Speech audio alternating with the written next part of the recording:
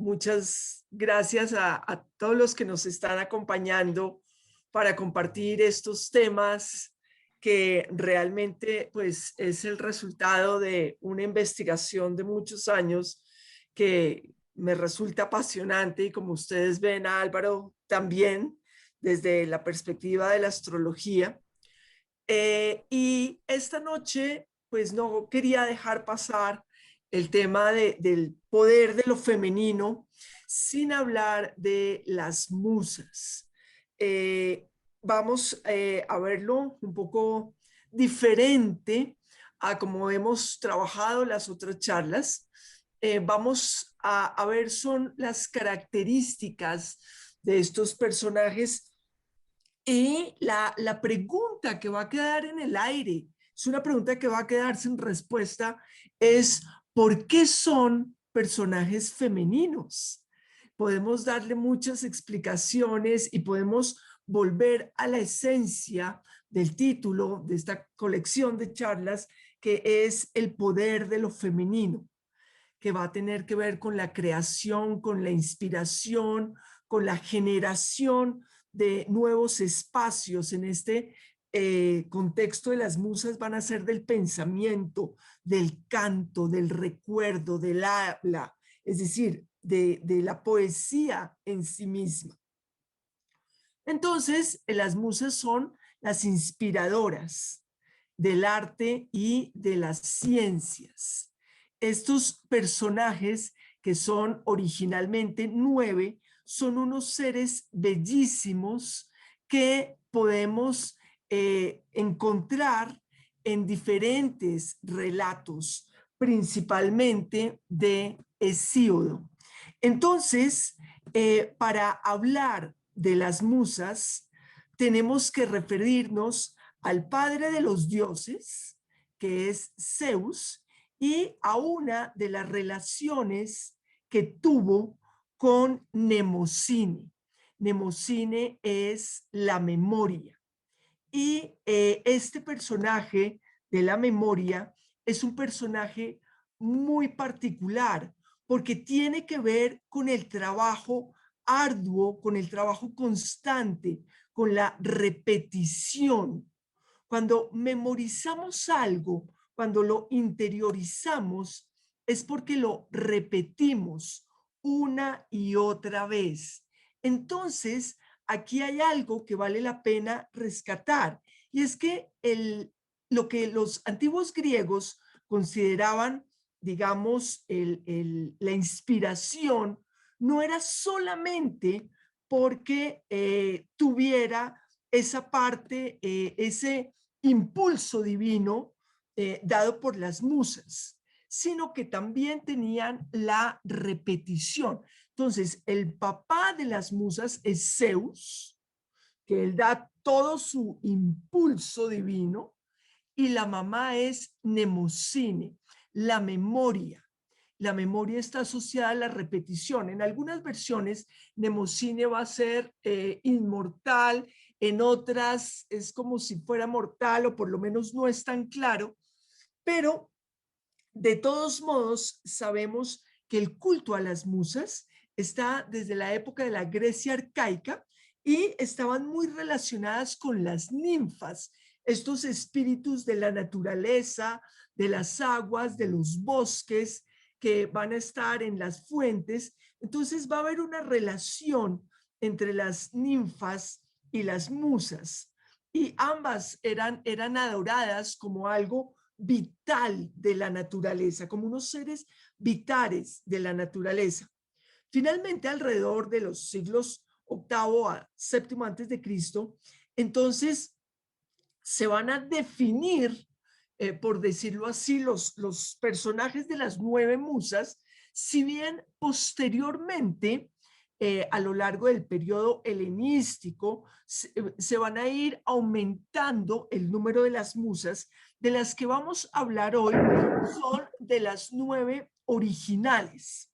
Entonces, ellas son la inspiración de las artes y las ciencias, pero entonces ya vemos que no es solamente que, tengo una musa y ahora puedo hacer algo, no, porque ellas tienen, sí, está el don, está el talento, pero tienen el trabajo, el arduo trabajo diario de la repetición, de la constancia, de la práctica diaria, de la disciplina.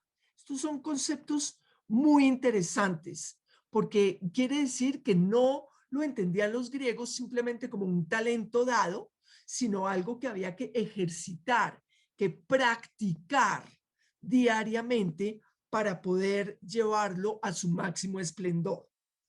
Entonces, tenemos en cuenta que el culto a las musas fue de vital importancia para el desarrollo artístico en la antigua Grecia. Y los poetas sinceramente invocaban a las musas y creían que estaban inspirados por ellas. Esto es interesante porque hay un reconocimiento de humildad al sentirse inspirado por una divinidad. Hemos visto en otras charlas anteriores que está el tema de la soberbia, de la ibris, de creer que yo por mi propio talento puedo hacer algo. Pero los poetas normalmente reconocían ese poder de las musas que les daban y como un poder divino. No era que ellos hubieran nacido con algo, sino que las diosas les permitían ese don.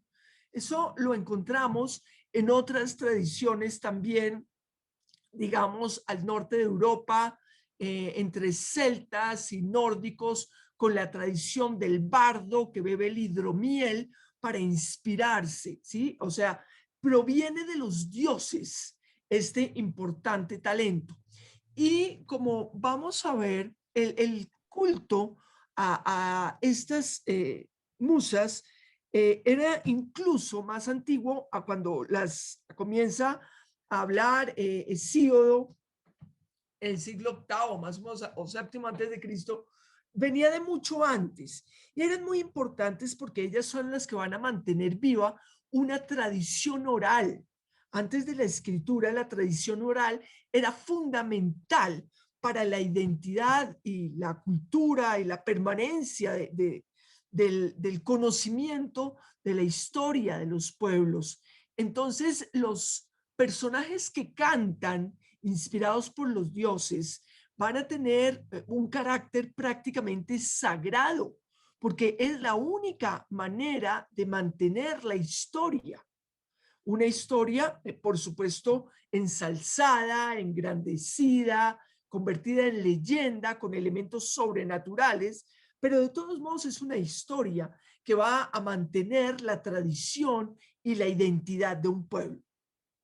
Entonces, es muy importante este culto a las musas. Eh, cuando digamos, con la formación de la Edad Media, con el auge del cristianismo, la adoración de las musas va a ser prohibida de alguna manera y eso va a tener un impacto muy terrible. ¿Por qué? Porque si lo pensamos un poco, palabras como museo, música, vienen de las musas. Entonces, la biblioteca de Alejandría, por ejemplo, estaba en un museo que era consagrado a las musas. Pero entonces, al ser consagrado a las musas, se consideraba pagano durante el cristianismo. Y ahí está parte del origen de todos los conflictos que va a tener el cristianismo con toda la cultura del mundo clásico anterior, porque todo en el mundo clásico giraba de alguna manera alrededor de sus deidades, de sus dioses, ¿sí?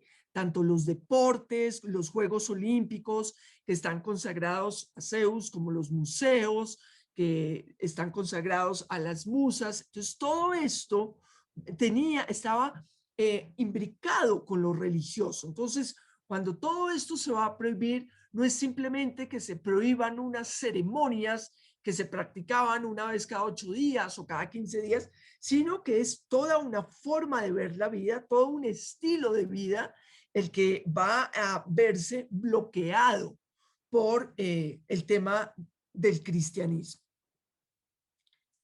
Entonces, vemos que originalmente estaban las 9 musas y que, aunque ustedes las vean similares, van a ser diferentes. Entre ellas van a tener características diferentes. De todas las antiguas divinidades, las musas son las únicas cuyos nombres sobreviven en las lenguas europeas y podemos con ellas, con musa, estamos hablando de la música, del tono.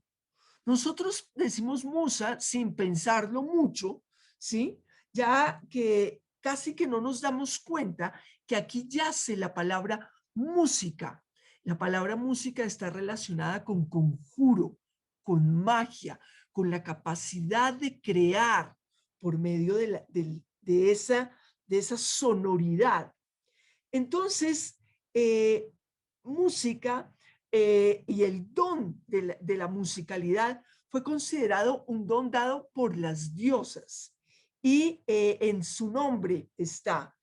Entonces, como les decía, las musas están emparentadas con las ninfas como formas divinas que pueden brillar, que pueden inspirar, eh, están conectadas con los espíritus de la naturaleza. Es como si la inspiración formara parte de la naturaleza misma. Eso es interesante, no como algo artificial, sino algo que brota de la naturaleza. Entonces, así como había ninfas en todas partes, ¿sí? Para los poetas griegos, las musas eran diosas dignas de adoración. Y desde Homero hasta los tiempos más tardíos, ellas van a estar, digamos, inspirando las artes y las ciencias. Entonces, vamos a hablar de la importancia que tenía para los griegos cada uno de estos personajes. Entonces, por ejemplo, tenemos a Calíope, ¿sí? Calíope es la musa de la poesía épica y de la elocuencia. Y ella, entonces, como todas las musas, es hija de Zeus y Nemocine. Para el poeta Hesíodo, ella tenía era superior a sus otras hermanas porque ella era la que acompañaba a los reyes. Se dice en algunas versiones, acuérdense que en la mitología hay muchas versiones, según algunas versiones, ella fue madre de Orfeo, pero pues también ustedes han oído que el papá de Orfeo fue Apolo. Entonces, ella es una, una hermosa musa inspiradora, enaltecedora de los reyes y de los héroes. Fue amante de Apolo. Ella tenía también el don de calmar con su canto, o sea, ella contaba historias cantadas y, digamos, era la que inspiraba a los poetas a cantar las hazañas que habían sucedido. Entonces se la representa como una muchacha con un aire majestuoso y lleva un instrumento en su mano, lleva una corona de guirnaldas y entonces a veces tiene también un pergamino. Es una musa muy importante porque era la que permitía que se recordaran las hazañas. Como ustedes se imaginarán, recordar la guerra de Troya, recordar los héroes. En un principio todo esto era por medio de la tradición oral. Hoy en día eso nos parece un poco extraño, ajeno, pero sabemos por historiadores que Alejandro Magno, por ejemplo, se sabía de memoria la Ilíada y la cantaba. Entonces, se suponía que ese don, no solo de componer, sino de repetir, ¿cierto? Estos poemas larguísimos te lo daban las musas. Entonces, es importante tener en cuenta a estos personajes. Clio, por otra parte, es la musa de la historia, de la epopeya y de la poesía épica.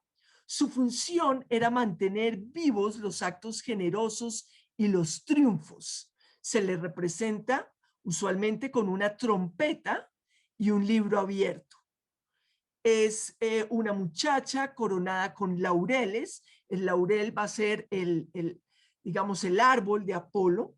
Lleva una trompeta en la mano derecha y un libro de Tucídides en la izquierda. Tucídides es un historiador. Y a estos atributos se une a veces el globo terráqueo sobre el que se posa y el tiempo aparece junto a él. Entonces, la historia abarca muchos lugares, muchas épocas. Ustedes pueden ver acá esta representación que ya es mucho más tardía, es de Johannes Vermeer. Esto es muy posterior digamos, a los mitos griegos. Sin embargo, durante el Renacimiento, durante el neoclasicismo, incluso durante el barroco, en ciertos lugares, las musas fueron retomadas, estos conceptos, esta idea de musas inspiradoras. Entonces, vemos que en muchos dioses griegos, pero particularmente en las musas, está este concepto atemporal. Ellas trascienden el tiempo y en Occidente han marcado el espíritu de la inspiración a las artes y a las ciencias. Por eso es que vale la pena recordarlas. Todas las musas, aquí como dato curioso y como chisme, tuvieron un romance con Apolo. Apolo fue amante de todas las musas y entonces, además de Apolo, pues estuvieron con algunas con reyes y entonces daban su inspiración a personajes que consideraban que eran muy valiosos.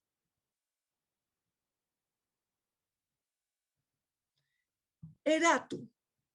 Erato va a ser la diosa de la poesía amorosa, ella o de las canciones amatorias. Según Apolonio de Rodas, su nombre tiene la misma raíz que Eros.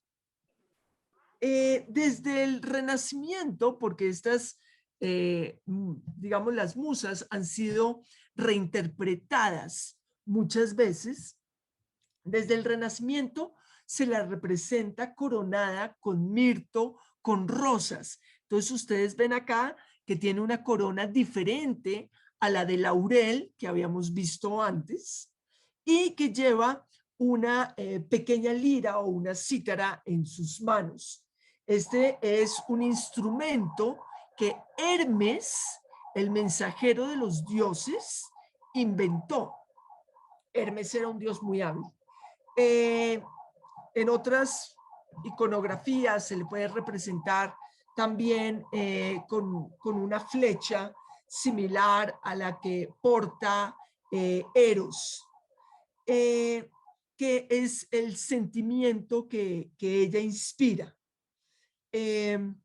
A veces aparecen dos tórtolas a su lado y muchas veces aparece acompañada de Eros, de esta versión de niño pequeño que es Eros, el dios del amor, que él a su vez tiene unas flechas. Entonces, esta inspira la poesía amorosa. Entonces, la elocuencia, como la elocuencia amorosa, la capacidad de seducir mediante las palabras, mediante la poesía, componer canciones amorosas, canciones seductoras, el don de la palabra para seducir, para enternecer, era todo esto formaba parte de los dones de la musa Erato. Como pasa con otras musas también, hay varios personajes en la mitología griega que pueden compartir nombre. Está el caso de Erato y está el caso de Talía. Entonces, hay otra Erato que es la Nereida Erato, pero son diferentes. Erato, Euterpe. Euterpe, por su parte, es la muy placentera, la de agradable genio, es muy dulce, la de buen ánimo. Ella es la musa de la música, la protectora principalmente del arte de tocar la flauta, al igual que todas que son hermanas. Entonces, pues su mamá es Nemocine, la memoria, y su padre es Zeus. Se la representa coronada de flores, llevando en sus manos una flauta doble, y se le representa en otras ocasiones con un violín, con guitarras o con un tambor o diferentes instrumentos. Eh, a fines de la época clásica se le llamó musa de la poesía lírica, se le representaba con una flauta en la mano, y es entonces otra de las principales musas, ¿sí? Y es muy, muy importante recordarla como la musa de la música. A ella invocan aquellos que quieren crear una música. Y es interesante que sea llamada la muy placentera, la de agradable genio, la de buen ánimo, porque ahí se le está dando ese atributo a la música como de cambiar el estado de ánimo. Puede producirnos un intenso placer, puede darnos bienestar. Entonces, ya desde la antigüedad, desde los antiguos griegos, se le adjudicaba a la música un carácter terapéutico. Se utilizaba la música en terapias. Ya los griegos tenían unos centros de medicina que pues estaba Esculapio, que era también hijo de Apolo, y por medio de las artes y las ciencias se creía que se podía curar a las personas. Este es un concepto muy interesante porque se utilizaba la música como terapia curativa, y también la poesía, pero particularmente la música, porque se creía que tenía un don de sanación. Entonces, esa conexión que hay entre las musas y Apolo, entonces Apolo tiene las artes de las ciencias, pero también de Apolo va a surgir la medicina. Entonces vemos que existe toda una conexión entre estos diferentes personajes, una conexión a nivel simbólico, ¿cierto? La sanación por medio del arte y particularmente por medio de la música era algo que estaba presente para los antiguos griegos. Aquí ustedes están viendo a Melomene, que es la melodiosa, una, también es una musa del teatro, de la armonía musical.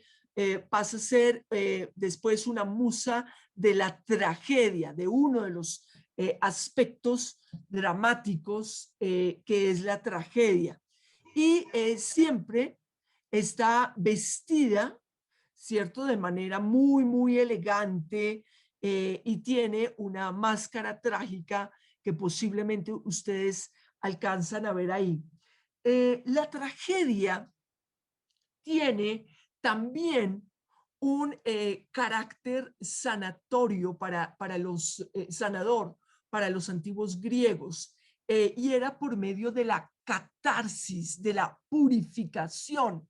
La catarsis es, de alguna manera, la capacidad de poder eh, vivir, sentir lo que estaba sintiendo el personaje de la tragedia, y a partir del sufrimiento con el que yo me identifico, purificar, poder tener esa sanación. Hay una tradición y una creencia muy antigua de la sanación a partir del sufrimiento. De hecho, en la mitología griega, todos los héroes, para poder ser héroes, tienen que sufrir. Hay otros también que sufren aunque no sean héroes. Digamos que casi siempre en la mitología griega todo el mundo sufre. Incluso en muchos casos sufren los mismos dioses. Es particularmente humano, definitivamente de los héroes y de varios personajes. O sea, el sufrimiento forma parte de un rito de iniciación necesario en todo ser humano para poder adquirir otro nivel, otra visión de la vida. Entonces, eso es importante tener en cuenta. No es simplemente un placer por el sufrimiento, sino tener en cuenta esta capacidad de catarsis como una forma de trascender a partir del sufrimiento. En el caso de la tragedia, de reconocer el sufrimiento que está viviendo el personaje. Entonces, el teatro griego que estaba consagrado al dios Dionisio era muy importante porque en estos espacios se podía llevar a cabo esta purificación, esta limpieza espiritual, por llamarlo de alguna manera.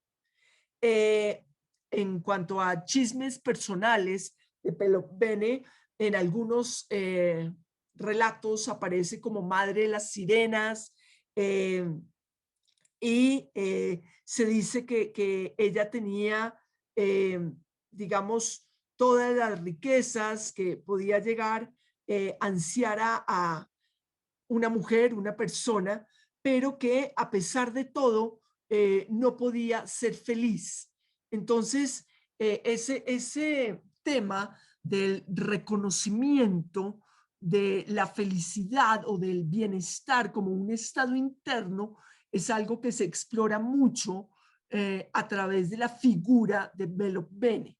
¿Sí? ¿Cuántas veces vemos a alguien que tendría todos los elementos para estar bien, pero que aún así internamente no se siente bien? Entonces, por eso, estas figuras simbólicas son bastante interesantes para explorar, porque nos permiten reflexionar sobre diferentes aspectos de la condición humana, de la situación humana. Bueno, la siguiente que vamos a ver es Polimnia. Polimnia. Polimnia se dice que fue quien inventó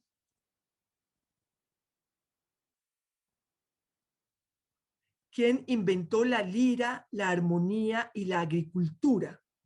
Y en algunos casos es considerada diosa de la danza, de la geometría, de la retórica o de la historia en diferentes tradiciones.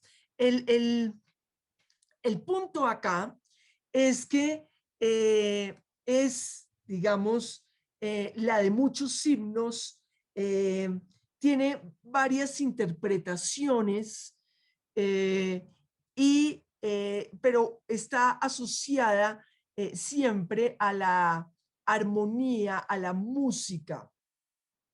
Se le representa vestida de blanco, recostada dando un apoyo sobre un pedestal,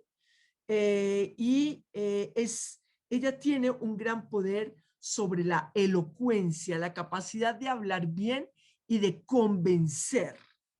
Entonces, todo esto era considerado por los antiguos griegos como de carácter sagrado. O sea, la capacidad de convencer a alguien, el don de la elocuencia, que también hay un dios que lo tiene, que es el dios Hermes, el mensajero de los dioses, pero que también es el heraldo de los dioses, que es Dios de la elocuencia, Dios de los comerciantes, Dios de los abogados, de la capacidad de negociación y de mostrar la realidad de diferentes maneras. Entonces, este es un aspecto interesante para ver en Polimnia. Tiene, como ustedes ven acá, porque esto se fue como fragmentando, la danza y la geometría van a tener elementos en común. Hoy en día nos parecen disímiles, como si alguien que se dedica a la danza, pues no es un matemático que estudió para geometría. Pero si lo pensamos a fondo, para los griegos, el arte, cualquier forma del arte, la danza, la escultura, la arquitectura, tenía que estar relacionada con la simetría y por lo tanto con la geometría. O sea, todas las musas están conectadas con el concepto de armonía, porque era a partir de la armonía como los griegos entendían la belleza. Hoy en día, en el entorno en que nosotros vivimos, parecería ser que la belleza es algo subjetivo. Sin embargo, para los antiguos griegos y en el mundo clásico no es así. La belleza estaba asociada con la armonía, con la simetría, y a partir de las matemáticas y de la geometría se trataba de encontrar el punto, la proporción en la cual esta belleza podía ser representada. Es por este motivo que podemos ver la búsqueda de los escultores griegos del cuerpo humano perfecto, de las proporciones perfectas. Y esto lo hacían a través, por supuesto, de las matemáticas, ¿cierto? Y de la geometría.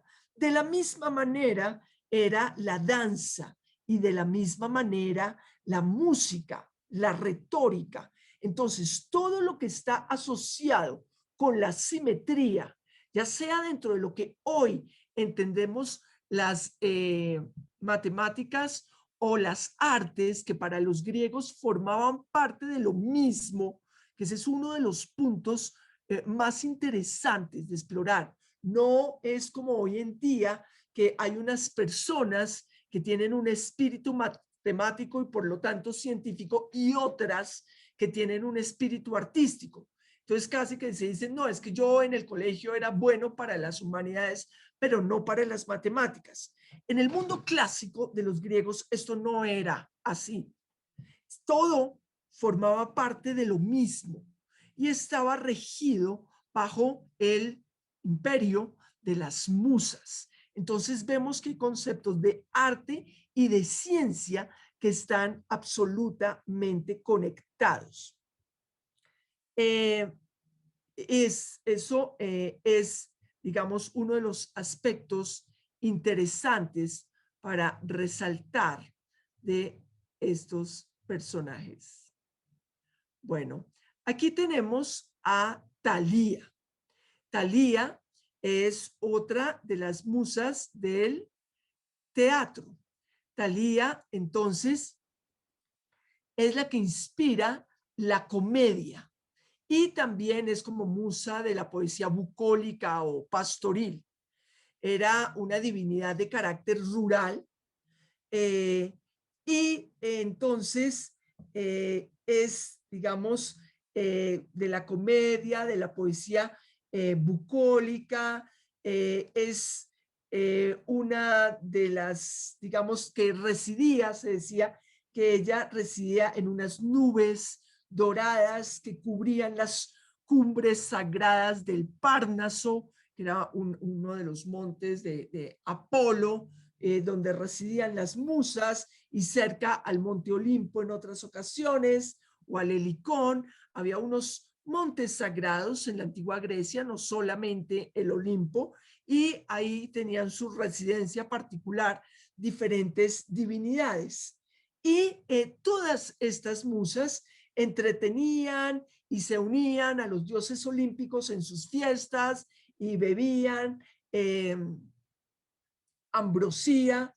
Entonces, ellas todas son las patronas de poetas, de músicos, y tienen que ver con este don de estas inspiraciones. Es interesante, conectándolo un poco con lo que nos decía Álvaro en la introducción de esta charla, que en la astrología hay 9 asteroides nombrados después de cada una de las 9 musas griegas. Entonces, en el caso de Thalía, es un gran asteroide de cinturón principal que fue descubierto como a mediados del siglo XIX, y entonces es muy importante ver cómo han seguido siendo fuente de inspiración, y esa idea de asociar las divinidades con los astros se mantiene pues incluso hasta tiempos contemporáneos. Entonces, eso me parece un dato curioso que vale la pena anotar.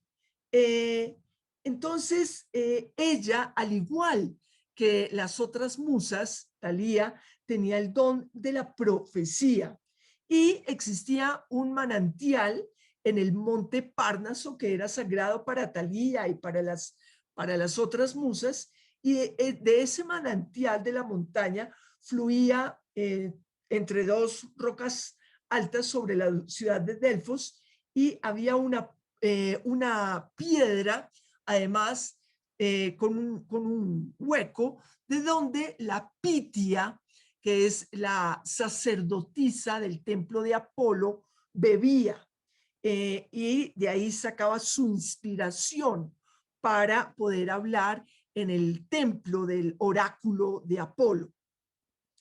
Entonces, en ocasiones hay relatos en que se dice que las musas no solamente eran fuente de inspiración, sino que también como personajes particularmente femeninos que son, podían ser vanas y podían ser arrogantes, y se ofendían, al igual que las diosas, severamente por cualquier mortal que cuestionara su supremacía en las artes. Esto ya lo habíamos visto con las diosas, por ejemplo, si ustedes se acuerdan, cuando Aracne se atrevió a desafiar a Atenea como mejor tejedora, y eso pues trajo un castigo terrible para Aracne, y por eso la convirtieron en araña, porque ningún dios resiste que un mortal trate de creerse superior a él. Esto mismo sucede con las musas, y entonces no, no soportaban que alguien se consideraba superior a ellas y le podría acarrear a ese mortal terribles castigos o maldiciones. Por el contrario, para todos aquellos que las adoraran, que las alabaran, que las veneraran, podrían ser bendecidos por ellas, ¿sí? Y ellos se sentirían inspirados por su belleza, por su gracia, y por su capacidad de sanar el espíritu a partir de la belleza. Este es otro punto que me parece interesante resaltar, para los griegos, la belleza es sanadora. Eso es un punto que hoy en día, por ejemplo, se está intentando retomar conceptos como arteterapia, musicoterapia, ¿cierto? Como las artes pueden ayudarnos a sanar el espíritu, o incluso si no practicamos estas terapias, muchos de nosotros cuando vamos a un concierto, a un museo, leemos libro, poesía, novela, podemos sentir el efecto sanador del arte en nosotros. Pocas veces reflexionamos sobre eso, pero está ahí. Entonces, es importante explorar esta idea. Eh, También, pues, las musas en algunas versiones están asociadas con la inmortalidad. Pero ¿cuál es la inmortalidad que ellas pueden ofrecer? Es la inmortalidad de la obra creada. ¿Sí? Ellas no tienen el don de desafiar a Hades, el dios de los muertos, porque en otras charlas hemos visto que eso es prácticamente imposible. Pero el tipo de inmortalidad que pueden dar es el de la obra del artista y de esta manera mantener vivo el nombre del artista. Entonces, de quien fue capaz de crear esa obra. Entonces, tienen bastantes elementos. Eh, bueno, es la comedia que representa Thalía también es muy importante porque tanto en la comedia o en la tragedia griega es importante recordar que estas eran cantadas. Entonces, por eso todo esto está asociado con la música. Originalmente, los relatos épicos eran cantados, la tragedia, la comedia eran cantadas. Entonces, la música, ¿cierto? Va a ser lo que une todas estas manifestaciones artísticas. Y Thalía, como musa de la comedia, de la cara sonriente que ustedes pueden ver ahí en la máscara, ven que va a ser también un tema sanador, como hemos mencionado de los otros. Terpsícore el psícore va a ser, entonces, Terpsícore es la que deleita en la danza. Aunque originalmente sus atributos no están delimitados, se asocia también con la poesía ligera y la danza. También se dice que puede ser madre de las sirenas, de ella también, es representada con un aire jovial, con actitud ligera, ¿sí? Bastante dicharachera, también tiene guirnaldas de flores, hace sonar una lira y ella también es la que va a estar relacionada con lo sagrado. A los dioses se les hacían ofrendas con danzas. La danza formaba parte del ritual. La danza permite entrar en el espacio de lo sagrado, porque se sale, digamos, del espacio racional y se crea, por decirlo así, otro mundo posible, otro espacio posible. Entonces, a partir de la danza, se establecía un puente de comunicación con lo sagrado, del cual era representante Terpsícore. Entonces, la gracia, la inspiración, la creatividad, la van a asociar los griegos con lo femenino, ¿sí? Y vemos entonces en las musas estas características. Urania, la novena, es entonces Urania, es la musa de la astronomía y de la astrología. Es la menor de todas las musas. Y, a ver, comúnmente se la representa vestida de azul, color que representa la bóveda celeste. Entonces, aquí volvemos a ver cómo las ciencias está dentro de lo que nosotros más asociamos con las ciencias, porque la astronomía y la astrología están asociadas con las matemáticas. Entonces, el azul representa la bóveda celeste y tiene normalmente cerca, pues ya en las representaciones posteriores, un globo terráqueo, el cual mide las posiciones con un compás que lleva en una de sus manos. Tiene una corona o una diadema que ustedes pueden ver ahí, y a sus pies se encuentran algunos instrumentos de matemáticas, razón por la cual algunos la consideran como la música de las matemáticas y de todas las ciencias exactas. Entonces, aquí vemos de nuevo la conexión entre las matemáticas y las artes.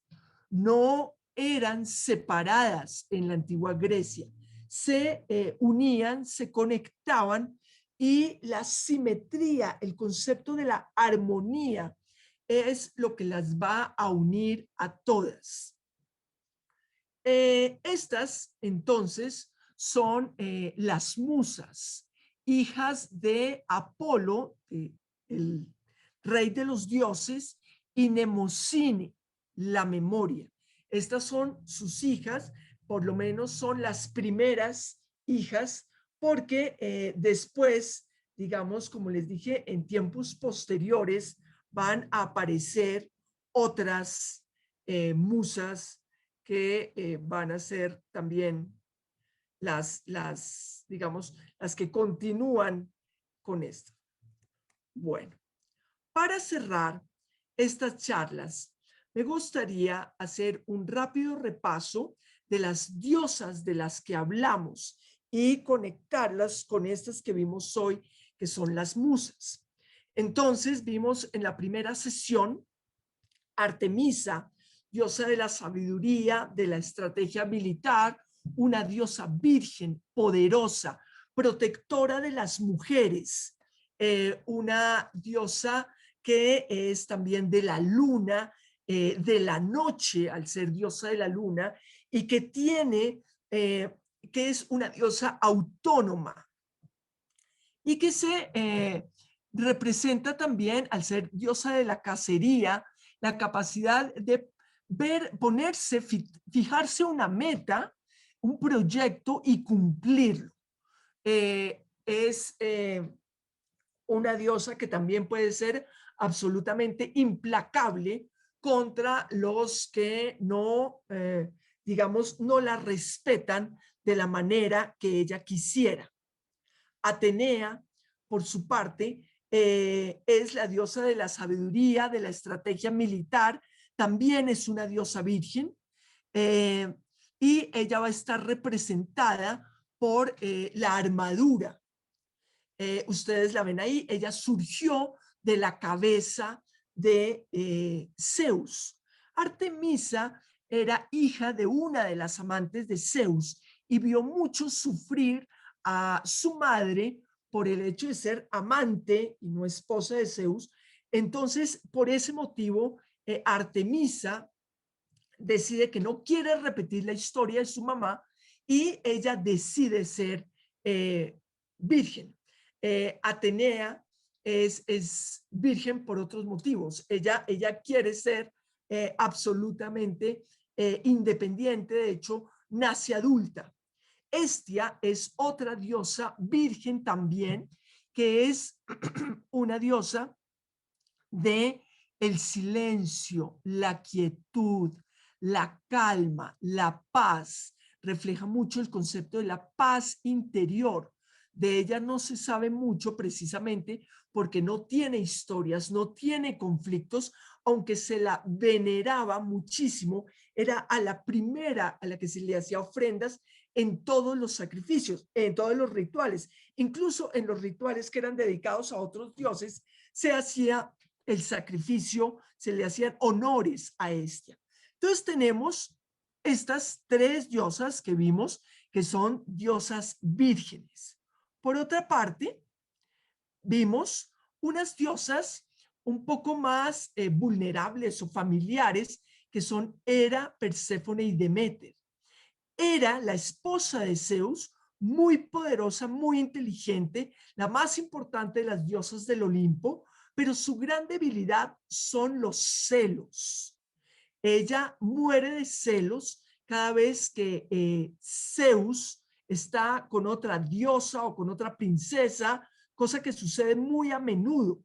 Entonces, Hera y Zeus tienen un matrimonio muy difícil, muy terrible. Hera es bastante conflictiva. Los sufrimientos de muchos héroes se van a hacer por causa de Hera. Es el caso de Hércules o Heracles, a quien Hera odia porque Zeus lo tuvo con otra mujer y le dijo, no, no te pongas brava, te lo dedico. Se va a llamar Heracles. Heracles significa en honor a Hera. Pero ustedes se pueden imaginar la ira de Hera cuando pues Zeus le dedica un hijo que tiene con otra. Entonces, ella revienta en celos, revienta esa ira, ese malestar. Ella es una diosa fiel del matrimonio y sufre mucho por la infidelidad de su marido. Aún así, ella es protectora de las esposas del matrimonio. Perséfone es otra diosa bastante fascinante. Es una diosa que es hija de Deméter. Ellas, Hades se la va a llevar al inframundo, la va a raptar, se va a ir con ella al inframundo y ella va a pasar a ser reina del inframundo, pero es una diosa que tiene muchos elementos de niña, muchos elementos infantiles. Entonces, ella pasa de la protección de su mamá, que es Deméter, a la protección de su marido. Sin embargo, esto le permite a ella ocuparse de otros temas, de otros asuntos. Ella establece el contacto con el mundo de los muertos, con el mundo de la ensoñación, de los estados alterados. Ella es la de invocar a los muertos. Entonces, tiene un poder enorme, que también es un poder característico de lo femenino, el poder de la comunicación con los muertos. En muchas culturas lo tienen los personajes femeninos. Por otra parte, vimos a Deméter, que es la diosa de las cosechas, la mamá de Perséfone, que sufrió muchísimo cuando raptaron a Perséfone y entonces ella bajó al inframundo para rescatar a su hija y no pudo rescatarla porque Perséfone había comido unos granos de esa fruta de granada y unas semillas de granada y por eso no pudo volver por completo al lugar de los vivos, a la tierra de los vivos, pero viene un tiempo.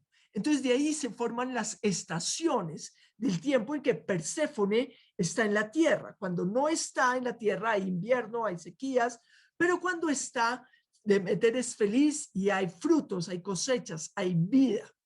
Entonces, Deméter enseñó la agricultura, enseñó el uso de la tierra y enseñó el misterio de que por debajo de la tierra, por debajo de la superficie, se crean los gérmenes, los orígenes para que surja la vida. Y esto está conectado con los misterios de Eleusis, que es ir al inframundo, al lugar por debajo de la tierra, donde están los muertos, para de ahí volver a rescatar la vida y producir la maravilla de la regeneración de la vida. El mundo no se acaba con la muerte, después se renace, se revive y esto encierran los misterios de Deméter, este conocimiento que está simbolizado en la agricultura, en que algo se muere pero en la semilla, que parece todo muerto, parece todo seco, carga la esencia de la vida. Y luego vimos a Afrodita. Afrodita, la diosa de la sexualidad, de la pasión, de la vida, una diosa independiente, que por una parte es diosa de la sexualidad y la belleza, pero también de la creatividad. Entonces vimos que hay varias acepciones de Afrodita. Por una parte, como el impulso sexual, el impulso creador sexual, ¿cierto? Pero por otra parte está el creador artístico que la conecta o con el concepto de las musas, como ese impulso, esa necesidad de crear algo que puede ser una obra de arte. Entonces, la pasión que alguien siente por su trabajo, por su obra, por un tema, por algo que quiere sacar adelante, está conectado también con ese impulso del Eros, que está conectado de alguna manera con Erato, una de las musas, que es ese impulso creador, ese impulso que trasciende de lo simplemente sexual para ser generador de otra cosa. Entonces, Afrodita tiene varias dimensiones. Y hoy hablamos de las musas, entonces, que son estos seres que encarnan la inspiración a las artes y las ciencias, que son estos seres personificadores de las artes, de las ciencias, de la inspiración, que tienen en sí mismas, entonces, por una parte, el trabajo diario, la repetición, la práctica que les da su mamá, que es Mnemosyne, y por otra parte ese don, ese talento innato, que es lo que está representado en que su padre sea Zeus. Entonces, con estos personajes que hemos visto en estas charlas, espero haber podido reflejar mínimamente un poco esa idea del poder de lo femenino en la mitología griega. Es realmente fascinante y tiene unos matices que son diferentes al poder masculino, pero que sin duda en nuestros días vale la pena explorar, vale la pena resaltar y darnos cuenta que la mirada de la vida, de las artes, de las ciencias, no es una sola, no es simplemente desde lo racional, sino que tiene muchos matices a los que podemos acercarnos. Entonces, espero que esta charla les sirva, así sea, les deje una semillita de inspiración y los motive a cada uno de ustedes con sus proyectos de aquí en adelante. Muchas gracias por haber escuchado todo este tiempo.